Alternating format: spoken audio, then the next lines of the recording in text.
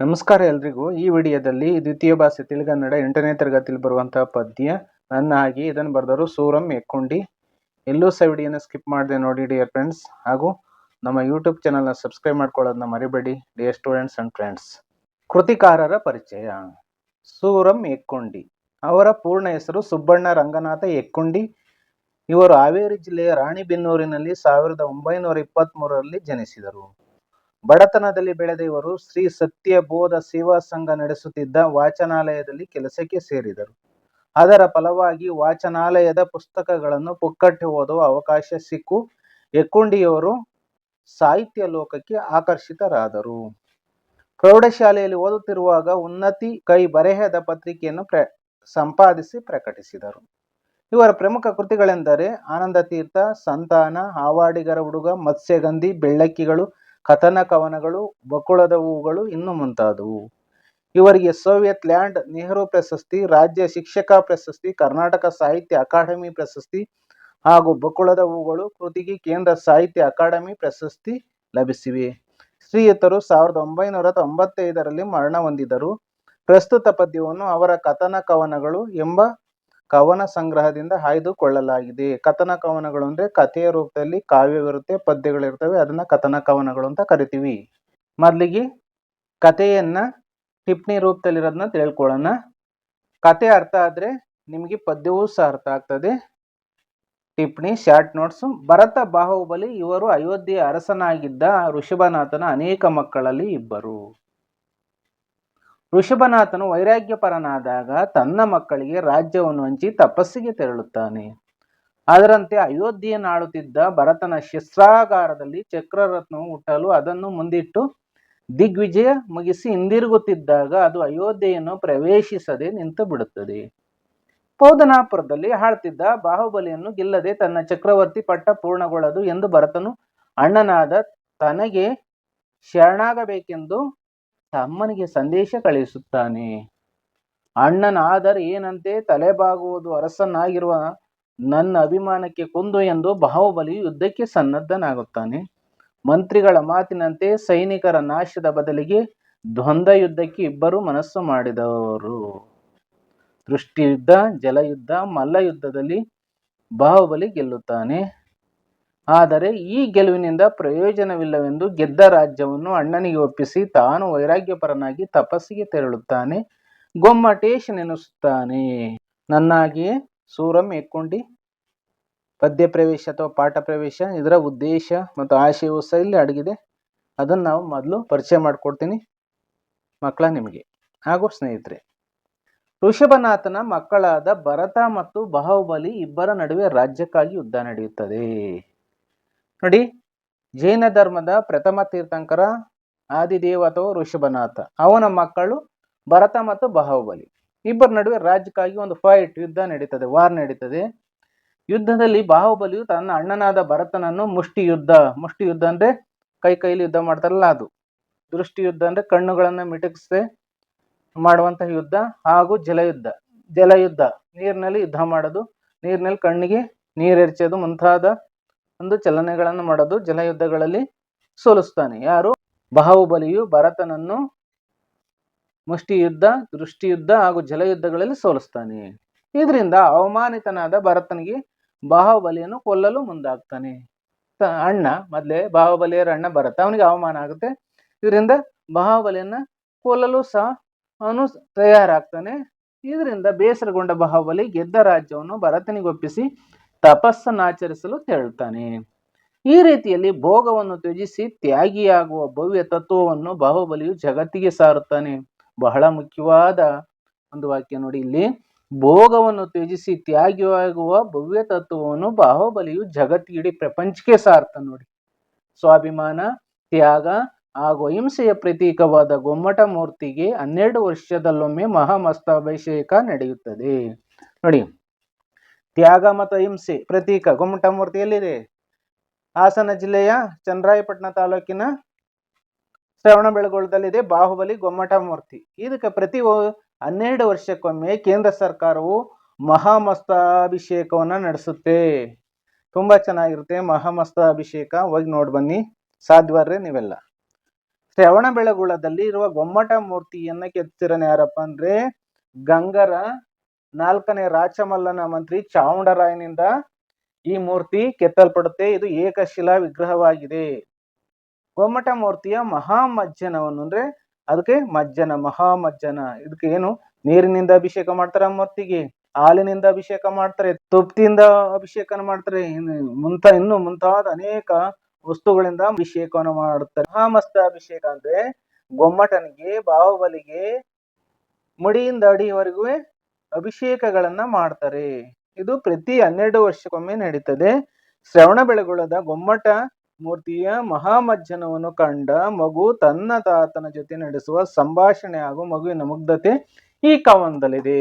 ನೋಡಿ, ಇಲ್ಲಿ ತಾತ ಮತ್ತು ಮಗುವಿನ ನಡುವೆ ನಡೆಯುವಂತಹ ಒಂದು ಸಂಭಾಷಣೆ. ಈ ಸಂಭಾಷಣೆ ಯಾವ ರೀತಿ ಇದಪ್ಪ ಅಂದ್ರೆ 12 ವರ್ಷಕ್ಕೊಮ್ಮೆ ಮಹಾಮಸ್ತಾಭಿಷೇಕವನ್ನ ಶ್ರವಣಬೆಳಗೊಳದ ಗೊಮ್ಮಟನಿಗೆ ಮಾಡ್ತಾರೆ.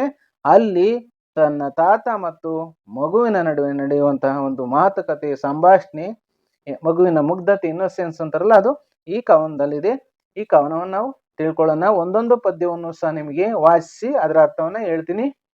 ಮೊನ್ನೆ ಮೊನ್ನೆ ನಡೆಯಿತಲ್ಲ ಬಾಹುಬಲಿಯ ಮಜ್ಜನ, ಬೆಟ್ಟದಲ್ಲಿ ಕೇಳಿತೊಂದು ಪುಟ್ಟ ಮಗು ಅಜ್ಜನ, ಈತನಾರು ತಾತ ಇಲ್ಲಿ ನಿಂತು ನೋಡುತ್ತಿರುವನು, ಇಂದ್ರಗಿರಿಯ ನೆತ್ತಿಯಲ್ಲಿ ಏನು ಮಾಡುತ್ತಿರುವನು. ನೋಡಿ, ಇದು ಕವನ ಕಥೆಯ ರೂಪದಲ್ಲಿ, ಮಾತುಕತೆಯ ರೂಪದಲ್ಲಿ ಇದೆ ಈ ಪದ್ಯ. ಇನ್ನೊಂದ್ಸಲ ವಾಚಿಸ್ತೀನಿ ನೋಡಿ. ಮೊನ್ನೆ ಮೊನ್ನೆ ನಡೆಯಿತಲ್ಲ ಬಾಹುಬಲಿಯ ಮಜ್ಜನ, ಬೆಟ್ಟದಲ್ಲಿ ಕೇಳಿತೊಂದು ಪುಟ್ಟ ಮಗು ಅಜ್ಜನ, ಈತನಾರು ತಾತ ಇಲ್ಲಿ ನಿಂತು ನೋಡುತ್ತಿರುವನು, ಇಂದ್ರಗಿರಿಯ ನೆತ್ತಿಯಲ್ಲಿ ಏನು ಮಾಡುತ್ತಿರುವನು. ಅರ್ಥ, ತಾತ ಅಜ್ಜ ತನ್ನ ಮೊಮ್ಮಗನನ್ನ ಶ್ರವಣಬೆಳಗೊಳದಲ್ಲಿರುವ ಗೊಮ್ಮಟೇಶ ಮೂರ್ತಿಯ ಮಹಾಮಸ್ತಕ ಅಭಿಷೇಕಕ್ಕೆ ಕರೆದುಕೊಂಡು ಹೋಗ್ತಾನೆ. ಆ ಪುಟ್ಟ ಮಗು ಹೇಳ್ತದೆ, ಮೊನ್ನೆ ಮೊನ್ನೆ ನಡೆಯಿತಲ್ಲ ಬಾಹುಬಲಿಯ ಮಜ್ಜನ, ಬೆಟ್ಟದಲ್ಲಿ ಕೇಳಿತೊಂದು ಪುಟ್ಟ ಮಗು ಅಜ್ಜನ. ಮೊನ್ನೆ ಮೊನ್ನೆ ನಡೆದೋಯ್ತಲ್ಲ ಬಾಹುಬಲಿಯ ಒಂದು ಮಜ್ಜನ, ಅವನಿಗೆ ಎಣ್ಣೆ ಸ್ನಾನ, ನೀರಿನ ಸ್ನಾನ, ಇದೆಲ್ಲ ಆಯ್ತಲ್ಲ.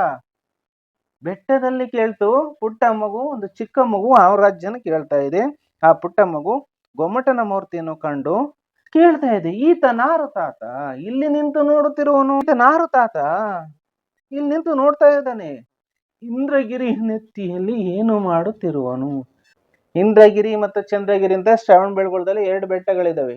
ಗೊಮ್ಮಟನ ಮೂರ್ತಿ ಇರೋದು ಇಂದ್ರಗಿರಿಯ ಬೆಟ್ಟದಲ್ಲಿ. ಇಂದ್ರಗಿರಿಯ ನೆತ್ತಿನ ತುದಿಯಲ್ಲಿ, ಇಂದ್ರಗಿರಿಯ ಬೆಟ್ಟದ ತುದಿಯಲ್ಲಿ ಏನ್ ಮಾಡ್ತಾ ಇದ್ದಾನೆ ಹಾಗಾದ್ರೆ ಇವನು ಅಂತ ಆ ಮಗು ಪ್ರಶ್ನೆಯನ್ನ ಮಾಡ್ತಾ ಇದೆ. ಈ ಪದ್ಯದ ಸಾರಾಂಶ ಎಷ್ಟೇ, ಆ ಪುಟ್ಟ ಮಗು ಗೊಮ್ಮಟ ಮೂರ್ತಿಯನ್ನು ಕಂಡು ಈತನು ಯಾರು, ಇಲ್ಲಿ ನಿಂತು ಏನ್ ಮಾಡ್ತಾ ಇದ್ದಾನೆ, ಇಂದ್ರಗಿರಿಯ ಬೆಟ್ಟದ ತುದಿಯಲ್ಲಿ ಏನ್ ಮಾಡ್ತಾ ಇದ್ದಾನೆ, ಮೊನ್ನೆ ಮೊನ್ನೆ ಆಯ್ತಲ್ಲ ಬಾಹುಬಲಿಯ ಮಜ್ಜನ ಅಂತ ಆ ಮಗು ಅಜ್ಜನನ್ನು ಕೇಳ್ತಾ ಇದೆ. ಆಗ ತಾತ ಹೇಳ್ತಾನೆ, ನೋಡೋಣ ಏನ್ ಹೇಳ್ತಾನೆ ಅನ್ನದ. ಇವನೇ ಬಾಹುಬಲಿಯು ಮಗು, ಧೀರತನದ ಮೂರ್ತಿಯು, ನುಡಿಯ ಒಳೆಗಳಲ್ಲಿ ತುಂಬಿ ಹರಿಯುವುದಿವನ ಕೀರ್ತಿಯು, ಹತ್ತುವವರ ಇಳಿಯುವವರ ನಿಂತು ನೋಡುತ್ತಿರುವನು, ನಿಲ್ಲುವವರ ನಡೆಯುವವರ ಲೆಕ್ಕ ಮಾಡುತ್ತಿರುವನು, ಬಳಲಿದವರಿಗೆಲ್ಲ ಇಲ್ಲಿ ಕೈಯ ನೀಡುತ್ತಿರುವನು. ನೋಡಿ, ಇವನೇ ಬಾಹುಬಲಿಯು ಮಗು, ಅಜ್ಜ ಹೇಳ್ತಾ ಇದ್ದಾನೆ, ಇವನೇ ಬಾಹುಬಲಿ. ನೋಡಿ, ಅವನಿಗೆ ಬಾಹುಬಲಿ ಅಂತೀವಿ ಯಾಕೆ ಕರಿತೀವಪ್ಪ ಅಂದ್ರೆ ಆಜಾನು ತೋಳುಗಳನ್ನು, ಬಾಹುಗಳನ್ನ ಹೊಂದಿದ್ದಂತನು ಬಾಹುಬಲಿ ಅಂತ ಕರೀತಾರೆ.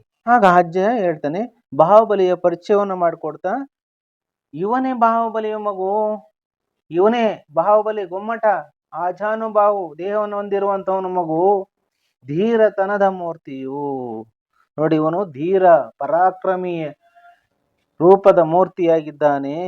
ಹಲವಾರು ಜನರು ಬಾಹುಬಲಿಯ ಕೀರ್ತಿಯನ್ನು ಪ್ರಶಂಸಿಸುತ್ತಾರೆ. ನೋಡಿ, ಅವನ ಗುಣಗಳು, ಅವನ ತ್ಯಾಗಗಳಿದಾವಲ್ಲ ಬಾಹುಬಲಿವು, ಈ ಲೋಕ ಪ್ರಪಂಚ ಇರೋ ತನಕ ಅವನ ನಡತೆ ಅಜರಾಮಜರವಾಗಿರುತ್ತೆ. ಪ್ರಿಯ ಸ್ನೇಹಿತರೆ ಹಾಗೂ ಮಕ್ಕಳೇ, ನುಡಿಯ ಒಳೆಗಳಲ್ಲಿ ತುಂಬಿ ಹರಿಯುವುದಿವನ ಕೀರ್ತಿಯು. ನೋಡಿ, ಇಲ್ಲಿ ಹೇಳ್ತಾ ಇದೆ ಮಗು, ನುಡಿ ಅಂದ್ರೆ ಮಾತಿನ, ನುಡಿ ಅಂದ್ರೆ ಮಾತಿನ ಒಳೆಗಳಲ್ಲಿ, ನೋಡಿ ನೀರಿನ ರೂಪದಲ್ಲಿ ನದಿಯಾಗಿ, ಒಳೆ ಅಂದ್ರೆ ಚಿಕ್ಕ ನದಿ. ಮಗು ಕೇಳ್ತಿದೆ ಅಜ್ಜನನ್ನ, ಇಲ್ಲಿ ಏಕೆ ಬಂದು ನಿಂತ, ಇಷ್ಟು ದೂರ ಎತ್ತರ, ಭಯವಾಗದೆ ಇವನಿಗಿಲ್ಲಿ ಯಾರು ಇಲ್ಲ ಹತ್ತಿರ ಅಂತ ಕೇಳ್ತಾ ಇದೆ. ಮಗು ಕೇಳ್ತಾ ಇದೆ, ಅಜ್ಜನನ್ನ ಪ್ರಶ್ನೆ ಮಾಡ್ತಾ ಇದೆ, ಇಲ್ಲಿ ಏಕೆ ಬಂದ್ ನಿಂತ ಈ ಬಾಹುಬಲಿ, ಏಕೆ ಬಂದ್ ನಿಂತಿದ್ದಾನೆ ಗೊಮ್ಮಟ, ಇಷ್ಟು ದೂರ ಬೆಟ್ಟದ ಮೇಲೆ ಬಂದು ಏಕೆ ನಿಂತಿದ್ದಾನೆ, ಇಷ್ಟು ಎತ್ತರವಾಗಿ ಏಕಿದ್ದಾನೆ, ಭಯವಾಗದೆ, ಇವನಿಗೆ ಭಯ ಆಗಲ್ವಾ, ಇವನಿಗೆ ಇಲ್ಲಿ ಇವನ ಹತ್ರ ಯಾರು ಇಲ್ಲ, ಇವನಿಗಿಲ್ಲಿ ಯಾರು ಇಲ್ಲ ಹತ್ರ, ಇವನಿಗೆ ಯಾರ ಹತ್ರ ಇದ್ದಾರೆ ಇವನ ಹತ್ರ, ಇವನಿಗೆ ಭಯ ಆಗಲ್ವಾ ಅಂತ ಮಗು ಮುಗ್ಧವಾಗಿ ಪ್ರಶ್ನೆ ಮಾಡ್ತಾ ಇದೆ ಅಜ್ಜನನ್ನ.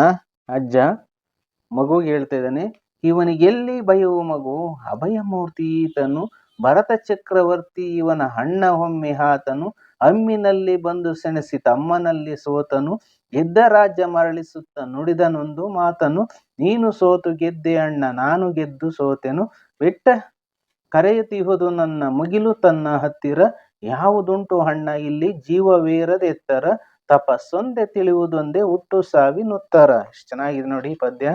ಸೂರ ಮೆಕ್ಕೊಂಡಿಯವರು ಎಷ್ಟು ಚೆನ್ನಾಗಿ ಬರೆದಿದ್ದಾರೆ. ಅಜ್ಜ ಹೇಳ್ತಾ ಇದ್ದಾನೆ, ಇವನಿಗೆ ಎಲ್ಲಿ ಭಯ ಮಗು, ಇವನಿಗೆ ಯಾವ ಭಯವೂ ಇಲ್ಲ ಮಗು, ಅಭಯ ಮೂರ್ತಿ ನೋಡಿ, ಎಲ್ಲರಿಗೂ ಸಹ ಭಯವನ್ನು ಹೋಗಲಾಡಿಸುವಂತಹ ಅಭಯವನ್ನು ಕೊಡುವಂತಹ ಮೂರ್ತಿ ಈತನು ಅಂದ್ರೆ ಬಾಹುಬಲಿ. ಭರತ ಚಕ್ರವರ್ತಿ, ಅಯೋಧ್ಯೆಯನ್ನ ಆಳುತ್ತಿರುವಂತಹ ಮಹಾರಾಜ ಭರತ ಚಕ್ರವರ್ತಿ, ಇವನ ಅಣ್ಣ ಯಾರಪ್ಪ ಅಂದ್ರೆ ಭರತ, ಯಾರು ಬಾಹುಬಲಿ ಅಣ್ಣ.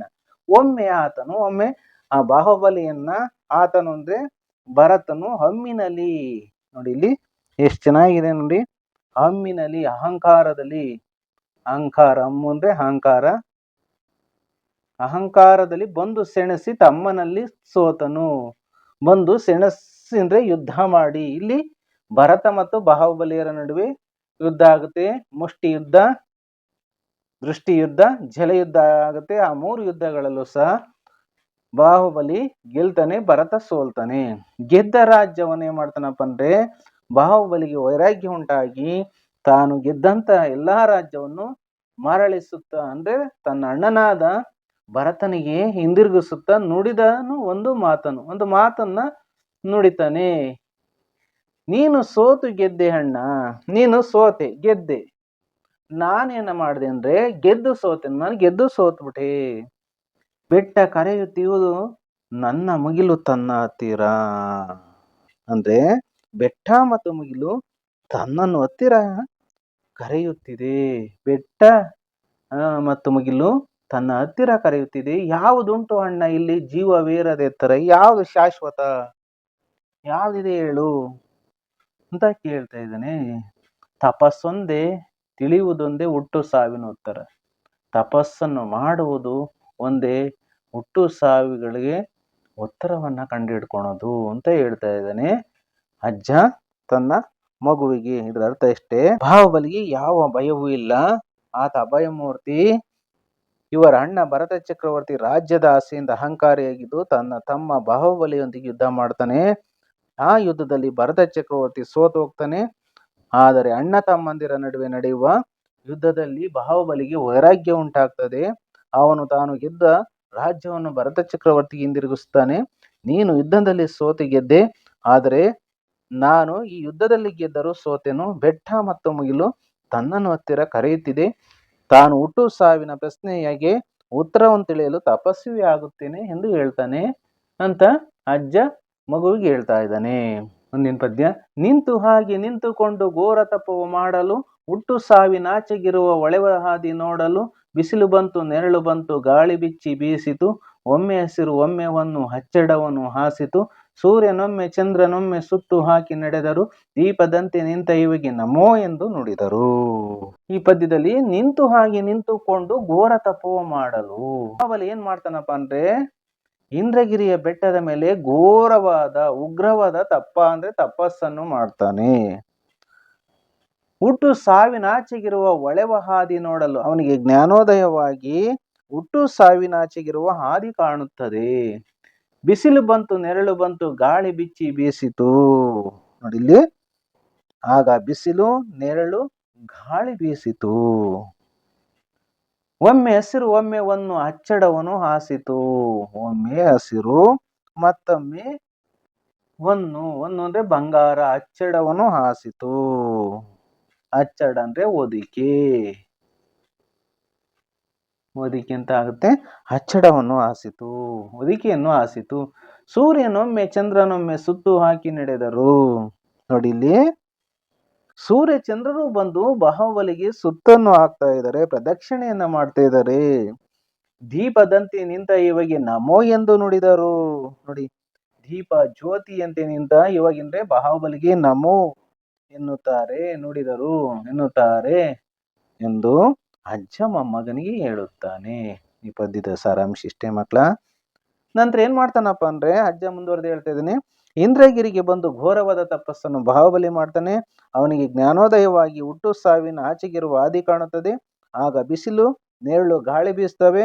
ಒಮ್ಮೆ ಹೆಸರು ಅಂದ್ರೆ ಬಂಗಾರ ಹೊದಿಕೆಯನ್ನು ಹಾಸುತ್ತೆ. ಸೂರ್ಯಚಂದ್ರರು ಒಮ್ಮೆ ಬಾಹುಬಲಿಯನ್ನು ಸುತ್ತು ಹಾಕಿದ್ರು. ಜ್ಯೋತಿಯಂತೆ ನಿಂತ ಇವಾಗ ಸೂರ್ಯಚಂದ್ರರು ನಮೋ ಎಂದು ನುಡಿದರು. ಮಗು ಕೇಳ್ತಾ ಇದೆ ಅಜ್ಜನ್ನ, ಇಷ್ಟು ಜನರು ಇಲ್ಲಿಗಿಂದು ಏಕೆ ಬಂದು ನೆರೆದರು? ಬಾಹುಬಲಿ ಬಾಹುಬಲಿ ಎಂದು ಕರೆಯುತ್ತಿರುವರು. ಮಗು ಅಜ್ಜನಿಗೆ ಕೇಳ್ತಾ ಇದೆ, ಇಷ್ಟು ಜನರು ಅಜ್ಜ ಇಲ್ಲಿಗೆ ಇಂದು ಈ ದಿನ ಏಕೆ ಬಂದು ಇದ್ದಾರೆ? ನೆರೆದರು, ಬಂದು ಇದ್ದಾರೆ, ಸೇರಿದ್ದಾರೆ. ನೆರೆದರು ಅಂತ ಸೇರಿದ್ದಾರೆ. ಬಾಹುಬಲಿ ಬಾಹುಬಲಿ ಎಂದು ಕರೆಯುತ್ತಿರುವರು ಯಾಕೆ ಇವನನ್ನ ಬಾಹುಬಲಿ ಬಾಹುಬಲಿ ಅಂತ ಕರೀತಾ ಇದ್ದಾರಲ್ಲ ಅಂತ ಪ್ರಶ್ನಿಸುತ್ತದೆ. ಆಗ ಅಜ್ಜ ಹೇಳ್ತಾನೆ, ಮಗು ಇಂದು ಇವನಿಗಿಲ್ಲಿ ಹಾಲಿನಲ್ಲಿ ಸ್ನಾನವು, ದಾರಿಯಲ್ಲಿ ದಣಿದ ಇವರಿಗೆ ಇವನದೊಂದೇ ಧ್ಯಾನವು, ಮುದ್ದು ಮುಖದಿ ಮುಗಳನಕ್ಕೂ ಸಿದ್ಧನಾಗಿ ನಿಂತಿಹ, ದುಗ್ಧ ಹಾಸದಲ್ಲಿ ನಲಿವ ಮುಗ್ಧ ಮಗುವಿನಂತಿಹ. ನೋಡಿ ಇಲ್ಲಿ ಅಜ್ಜ ಹೇಳ್ತಿದ್ದಾನೆ, ಮಗು ಇಂದು ಈ ದಿನ ಇವನಿಗಿಲ್ಲಿ ಅಂದ್ರೆ ಇಂದ್ರಗಿರಿಯ ಬೆಟ್ಟದಲ್ಲಿ, ಇಂದ್ರಗಿರಿ ಬೆಟ್ಟ ಎಲ್ಲಿರೋದು? ಶ್ರವಣ ಬೆಳಗೊಳದಲ್ಲಿರೋದು. ಶ್ರವಣ ಬೆಳಗೊಳದ ಇಂದ್ರಗಿರಿಯ ಬೆಟ್ಟದಲ್ಲಿ ಹಾಲಿನಲ್ಲಿ ಸ್ನಾನ ಮಾಡಿಸ್ತಾರೆ ಬಾಹುಬಲಿಗೆ. ಈ ದಿನ ಮಜ್ಜನವನ್ನ ಮಾಡಿಸ್ತಾರೆ. ದಾರಿಯಲ್ಲಿ ದಣಿದ ಇವರಿಗೆ, ನೋಡಿ ಇಲ್ಲಿ ದಾರಿಯಲ್ಲಿ ಬಾಯಾರಿದ, ದಣಿದ ಅಂದ್ರೆ ಬಾಯಾರಿದ ಜನರಿಗೆ, ಬಾಯಾರಿದ ಇವರಿಗೆ, ಬಾಯಾರಿದ ಜನರಿಗೆ ಇಂದು ಬಾಹುಬಲಿಯ ಧ್ಯಾನ, ಇವನದೊಂದೇ ಧ್ಯಾನವು, ಬಾಹುಬಲಿಯ ಧ್ಯಾನ ಒಂದೇ ಆಗಿದೆ ಜನರಿಗೆ. ಮುದ್ದು ಮುಖದಿ ಮುಗಳನಕ್ಕೂ ಸಿದ್ಧನಾಗಿ ನಿಂತಿಹ. ನೋಡಿ, ಮುದ್ದು ಮುಖದ ಬಾಹುಬಲಿ ಒಮ್ಮಟ ಮುಗಳು ನಗ್ತಾ ಇದ್ದಾನೆ, ಸಿದ್ಧನಾಗಿ ನಿಂತ್ಕೊಂಡಿದ್ದಾನೆ. ಯಾಕಪ್ಪ ಅಂದ್ರೆ ಹಾಲಿನಲ್ಲಿ ಮಜ್ಜನವನ್ನ ಮಾಡಿಸಿಕೊಳ್ಳುವುದಕ್ಕಾಗಿ ಬಾಹುಬಲಿ ನಿಂತಿದ್ದಾನೆ ಅಂತ ಅಜ್ಜ ಹೇಳ್ತಿದ್ದಾನೆ. ದುಗ್ಧ ಹಾಸದಲ್ಲಿ ನಲಿವ ಮುಗ್ಧ ಮಗುವಿನಂತಿಹ. ನೋಡಿ ಇಲ್ಲಿ ದುಗ್ಧಾಸ ಅಂದ್ರೆ ಹಾಲು ನಗೆ, ದುಗ್ಧಾಸ ಅಂದ್ರೆ ಹಾಲು ನಗೆ, ಮುಗುಳ್ ನಗೆ, ಸ್ಮೈಲ್ ಅಂತೀವಲ್ಲ ಅದು ಮುಗುಳು ನಗೆ. ನೋಡಿ, ಹಾಲು ನಗೆಯಲ್ಲಿ ನಲಿಯುವಂತಹ ಮುಗ್ಧ ಮಗುವಿನಂತೆ ಇದ್ದಾನೆ ಯಾರು? ಬಾಹುಬಲಿ ಅಂತ ಅಜ್ಜ ಮಗನಿಗೆ ಹೇಳ್ತಾ ಇದ್ದಾನೆ. ಇದ್ರ ಅರ್ಥ ಇಷ್ಟೇ ಮಕ್ಕಳ. ಇಂದು ಇಲ್ಲಿ ಅವನಿಗೆ ಬಾಹುಬಲಿಗೆ ಹಾಲಿನಲ್ಲಿ ಸ್ನಾನ, ಬಾಯಾರಿದ ದಣಿದ ಜನರಿಗೆ ಇಂದು ಬಾಹುಬಲಿಯ ಧ್ಯಾನ, ಮಹಾಮಸ್ತಕಾಭಿಷೇಕ ಅಥವಾ ಹಾಲಿನಲ್ಲಿ ಸ್ನಾನಕ್ಕೆ ಮುದ್ದು ಮುಖದಿ ಮುಗುಳ್ನಗೆಯನ್ನು ಬೀರುತ್ತಿರುವ ಮುಗ್ಧ ಮಗುವಿನಂತೆ ಇದ್ದಾನೆ ಎಂದು ಅಜ್ಜ ಮಗುವಿಗೆ ಹೇಳ್ತಾ ಇದ್ದಾನೆ. ತಾತ, ಕೆರೆವ ಮುಂಚೆ ಎಣ್ಣೆ ಹಚ್ಚಿ ಅಮ್ಮ ನನಗೆ ಹೀಗೆ ನಿಲ್ಲಿಸುವಳು. ಬಾಹುಬಲಿಯು ಕೂಡ ತನ್ನ ಹಾಗೆ ನಿಂತು ಕಾಯುತ್ತಿರುವವರ ಕಣ್ಣು ತೆರೆದು ಮೊದಲ ಚೆಂಬಿಗೆ ಗೊಮ್ಮಟೇಶನಕ್ಕೂ ಬಿಟ್ಟ ಕಂಡು ಮುಗ್ಧ ನಂಬಿಗೆ. ಕೂಡಲೇ ಮಗು ಹೇಳ್ತದೆ, ತಾತ ಎರೆವ ಮುಂಚೆ ಎಣ್ಣೆ ಹಚ್ಚಿ ಅಮ್ಮ ನನಗೆ ಹೀಗೆ. ನೋಡಿ ಎಷ್ಟು ಚೆನ್ನಾಗಿ ಹೇಳುತ್ತೆ ಆ ಮಗು. ಅಮ್ಮನೂ ಸಹ ತನ್ನನ್ನು ಸಹ ಸ್ನಾನ ಮಾಡಿಸುವ ಮುಂಚೆ ಹೀಗೆ ನಿಲ್ಲಿಸುವಳು. ನೋಡಿ, ದಿಗಂಬರರಾಗಿ ನಿಂತ್ಕೊಳ್ಳೋದು. ಬಾಹುಬಲಿ ದಿಗಂಬರನಾಗಿ ನಿಂತಿದ್ದಾನಲ್ವಾ, ಬಟ್ಟೆ ಇಲ್ದೆ. ಬಾಹುಬಲಿಯು ಕೂಡ ತನ್ನ ಹಾಗೆ, ಬಾಹುಬಲಿ ಇವನು ಕೂಡ ತನ್ನ ಹಾಗೆ ಅಲ್ವಾ ಅಜ್ಜ, ನಿಂತು ಕಾಯುತ್ತಿರುವವರ ಕಣ್ಣು ತೆರೆದು ಮೊದಲ ಚೆಂಬಿಗೆ. ನೋಡಿ, ನಿಂತು ಕಾಯ್ತಿದ್ದಾನೆ, ಕಣ್ಣನ್ನ ತೆರೆದು ಮೊದಲ ಚೆಂಬಿಗೆಯಾಗಿ ಕಾಯ್ತಾ ಇದ್ದಾನೆ. ನೋಡಿ, ಮಗುವಿನ ಮುಗ್ಧ ಮನಸ್ಸು ಎಷ್ಟೊನ್ನದಕ್ಕೆ. ಗೊಮ್ಮಟೇಶ ನಕ್ಕು ಬಿಟ್ಟ ಕಂಡು ಮುಗ್ಧ ನಂಬಿಗೆ. ಮಗುವಿನ ಈ ಮುಗ್ಧ ನಂಬಿಕೆಯನ್ನು ಕಂಡು ಗೊಮ್ಮಟೇಶನು ಕೂಡ ನಕ್ಕು ಬಿಟ್ಟ ಎಂದು ಸೂರ ಮೇಕೊಂಡಿಯವರು ಹೇಳ್ತಾ ಇದ್ದಾರೆ. ಇದರ ಅರ್ಥ ಇಷ್ಟೇ ಮಕ್ಕಳ. ಕೂಡಲೇ ಆ ಮಗು ಹೇಳುತ್ತೆ ತಾತನಿಗೆ, ತನ್ನನ್ನು ಸಹ ಸ್ನಾನ ಮಾಡಿಸುವ ಮುಂಚೆ ನನ್ನ ಅಮ್ಮ ಹೀಗೆ ನಿಲ್ಲಿಸ್ತಾಳೆ. ಬಾವಲಿಯು ಸಹ ತನ್ನ ಹಾಗೆ ನಿಂತು ಕಣ್ಣು ತೆರೆದು ಮೊದಲ ಚೆಂಬಿಗೆ ಕಾಯುತ್ತಿದ್ದಾನೆ ಎಂದು ಮುಗ್ಧವಾಗಿ ಹೇಳುತ್ತದೆ. ಮಗುವಿನ ಈ ಮುಗ್ಧ ನಂಬಿಕೆಯನ್ನು ಕಂಡು ಗೊಮ್ಮಟೇಶನು ಕೂಡ ನಕ್ಕುಬಿಟ್ಟ ಎಂದು ಸೂರ ಮೆಕ್ಕುಂಡಿಯವರು ಹೇಳ್ತಾ ಇದ್ದಾರೆ. ಎಲ್ಲರಿಗೂ ಸಹ ಧನ್ಯವಾದಗಳು.